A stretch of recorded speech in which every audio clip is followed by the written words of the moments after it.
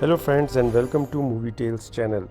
अगर आप इस चैनल पर नए हैं तो हम आपको एक स्पॉइलर अलर्ट देना चाहते हैं कि इस चैनल पर हम हॉलीवुड की ब्लॉकबस्टर मूवीज़ को एक्सप्लेन करते हैं और उनकी एंडिंग जो होती है और उसके अंदर जो फिलोसॉफिकल टॉक्स होती हैं उनको हम डिस्कस करते हैं। तो अगर आपने मूवी नहीं देखी लेकिन आप उसकी एंडिंग जानना चाहते हैं तो इस वीडियो को आखिर तक देखें।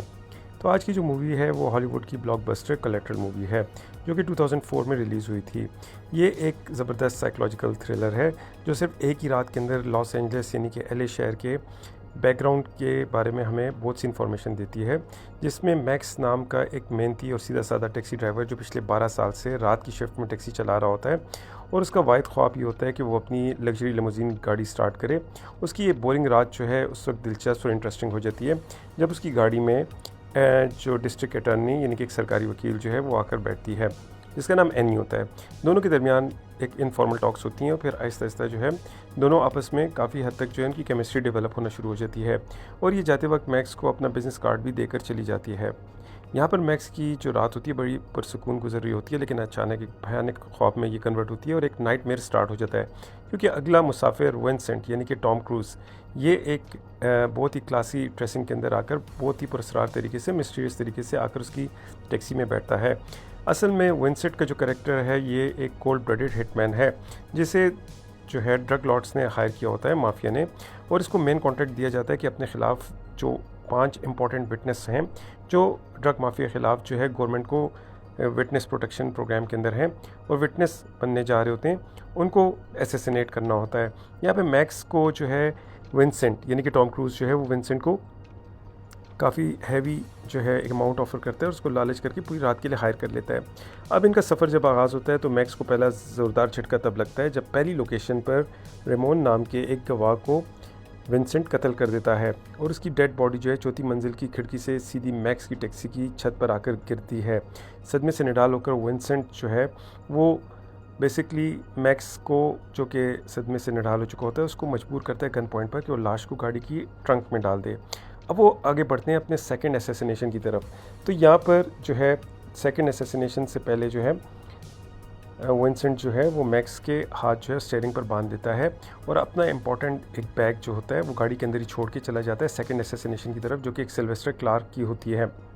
अब ये भी एक वकील होता है जो एक ऊंची बिल्डिंग में रह रहा होता है जिसको असैसिनेट करने के लिए विंसेंट जाता है, लेकिन इसी दौरान जो है वो एक दो क्रिमिनल्स जो हैं वो आते हैं और मैक्स को इस हालत में देखते हुए उस पर गन पॉइंट रखते हैं, उसको कहते हैं अपना वॉलेट दे दो, और साथ ही जो टॉम क्रूज़ यानी कि विंसेंट का बैग होता है उसको उठा के बाहर निकलने की कोशिश करते हैं, लेकिन यहाँ पर विंसेंट जो है वो फ़ौरन अपीयर होता है और दोनों को बहुत ही टेक्निकल और one of the best seen in Hollywood shoot out जिसमें वो उन दोनों क्रिमिनल्स को मार देता है और साथ ही मैक्स के ऊपर गुस्सा भी करता है। और इसी दौरान जो है LAPD का एक बहुत ही हमें इंटेलिजेंट डिटेक्टिव रे फेनिंग के नाम से नज़र आता है जिसको पहली लाश मिल चुकी होती है और वो कड़ियाँ जोड़ते हुए मैक्स की टैक्सी का पीछा करना शुरू कर देता है। अब 2 असैसिनेशन के बाद इस ख़तरनाक और मजबूरी के सफ़र के दौरान गाड़ी के बंद माहौल में दोनों जो है ज़िंदगी, मौत और इंसानी वजूद पर गहरी फ़िलोसॉफ़िकल टॉक करते हैं। विंसेंट जो है वो अपने कातलाना और बेरहम यानी कि असैसिनेशन का जो इसकी जो जॉब होती है और इसका जो एटीट्यूड बिहेवियर होता है उसको दुरुस्त करने की कोशिश करता है और मैक्स को समझाता है कि इस पूरी यूनिवर्स में इंसान की हैसियत बिल्कुल इनसिग्निफिकेंट है। जब मैक्स मासूम लोगों को मारने पर एहतजाज करता है तो विंसेंट तंजियन सार्कास्टिकली उसको कहता है तंज करते हुए कि रोज़ाना दुनिया में लाखों लोग बीमारी, जंगों और गुर्बत से मर जाते हैं, लेकिन कोई भी उनके ऊपर रिग्रेट नहीं करता, तो चंद विटनेस के मरने से दुनिया पे क्या फ़र्क पड़ेगा। वो मैक्स को अगेन जो है एक ताना भी देता है कि वो 12 साल में एक लिमोजीन कंपनी का ख्वाब ही देख रहा है, लेकिन खौफ की वजह से कभी कुछ उसने प्रैक्टिकल जो है स्टेप्स नहीं लिए। यानी मैक्स जितने भी जीते हुए भी मैक्स जो है एक मुर्दा ज़िंदगी जो है वो गुजार रहा है। अब विंसेंट जो है लॉस एंजलिस की एक सबवे की मिसाल भी देता है कि एक बार एक आदमी ट्रेन में मर गया और इसकी लाश चंद घंटे तक ट्रेन में घूमती रही, लेकिन किसी मुसाफिर ने भी नोटिस नहीं किया क्योंकि इस बड़े शहर में यानी लॉस एंजलिस में कोई किसी की परवाह नहीं करता। ये फ़िलोसॉफ़िकल बातें मैक्स को अंदर ही अंदर जो है वो हिला कर रख देती हैं और विंसेंट की तारीख सोच के सामने ज़हनी तौर पर बेबस हो जाता है। कहानी का अगला बड़ा कत्ल जो है वो डैनियल बेकर नाम का एक जैज़ क्लब का मालिक होता है। विंसेंट और मैक्स इसके खूबसूरत जैज़ क्लब में बैठकर जैज़ म्यूज़िक के दौरान जो है माइल्स डेविस एक लेजेंड के बारे में एक गुफ्तगू करते हैं, लेकिन इस गुफ्तगू के आखिर में विंसेंट इसे बताता है कि वो इसे मारने के लिए आया है और उसके साथ ही वो उसको असैसिनेट कर देता है, लेकिन उससे पहले उससे एक क्वेश्चन भी करता है जिसका अगर वो सही जवाब दे तो उसको छोड़ देगा। यहाँ पे डैनियल जो है उसको गलत जवाब देता है और विंसेंट बगैर किसी हमदर्दी के इसके सर में गोली मार देता है। इस होलनाक मंजर के बाद एक हादसाती कश्मकश में विंसेंट का कीमती ब्रीफकेस और लैपटॉप डेटा ज़ाया हो जाता है और वो मैक्स को मजबूर करता है कि वो ख़ुद एक हिटमैन बनकर जाए और जो माफिया के किंग पिन है यानी कि फेलिक्स रियाज के पास जाए और उसको कहे कि डेटा जो है वो उससे घूम चुका है, क्योंकि जो माफिया का जो बॉस है वो विंसेंट को जानता नहीं, इसलिए विंसेंट अपनी जगह मैक्स को भेज देता है। मैक्स किसी तरीके अपनी जान पर खेलकर फेलिक्स के क्लब में जाता है और कामयाबी से हिट लिस्ट वापस लेकर आ जाता है।